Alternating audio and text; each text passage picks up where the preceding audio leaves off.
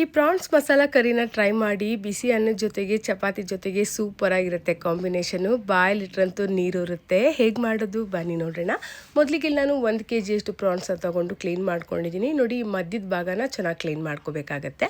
ಈಗ ಇದಕ್ಕೆ 1/4 tea spoon ಅಷ್ಟು ಉಪ್ಪು, 1/4 ಟೀ ಸ್ಪೂನ್ ಅರಿಶಿನ, 1/4 ಟೀ ಸ್ಪೂನ್ ಅಷ್ಟು ಖಾರದ ಪುಡಿನ ಹಾಕಿ ಚೆನ್ನಾಗಿ ಮಿಕ್ಸ್ ಮಾಡಿಕೊಂಡು ಒಂದು 15 ನಿಮಿಷ ನೆನೆಯೋದಕ್ಕೆ ಇಡ್ತಾ ಇದ್ದೀನಿ. ಈಗ ಇದಕ್ಕೆ ಮಸಾಲೆ ರೆಡಿ ಮಾಡ್ಕೊಳ್ತಾ ಇದ್ದೀನಿ.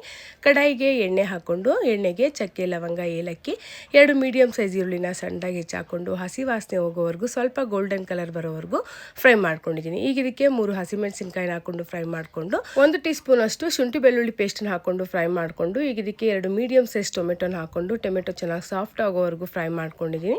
ಈಗ ಇದಕ್ಕೆ 1/4 ಟೀ ಸ್ಪೂನ್ ಅಷ್ಟು ಗರಂ ಮಸಾಲ, 1 ಟೀ ಸ್ಪೂನ್ ಅಷ್ಟು ಧನಿಯಾ ಪುಡಿ, 1 ಟೀ ಸ್ಪೂನ್ ಅಷ್ಟು ಖಾರದ ಪುಡಿ, ರುಚಿಗೆ ತಕ್ಕಷ್ಟು ಉಪ್ಪನ್ನು ಹಾಕೊಂಡು ಮಸಾಲೆನ ಚೆನ್ನಾಗಿ ಫ್ರೈ ಮಾಡ್ಕೊಂಡಿದ್ದೀನಿ.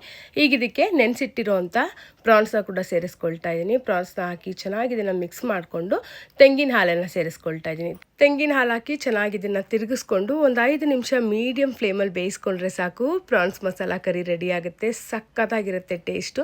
ಈಗ ಇದಕ್ಕೆ ಸ್ವಲ್ಪ ಕೊತ್ತಂಬರಿ ಸೊಪ್ಪನ್ನು ಹಾಕ್ಕೊಂಡು ಬಿಸಿ ಬಿಸಿ ಅನ್ನದ ಜೊತೆಗೆ ಚಪಾತಿ ಜೊತೆಗೆ ಸರ್ವ್ ಮಾಡಿ ಸೂಪರ್ ಆಗಿರುತ್ತೆ. ಖಂಡಿತ ಒಂದು ಸಾರಿ ಸಮಯ ಸಿಕ್ಕರೆ ಟ್ರೈ ಮಾಡಿ. ರೆಸಿಪಿ ಹೇಗಿತ್ತು ಅಂತ ಹೇಳಿ ಕಮೆಂಟ್ ಮೂಲಕ ತಿಳಿಸಿ. Thank you so much for watching.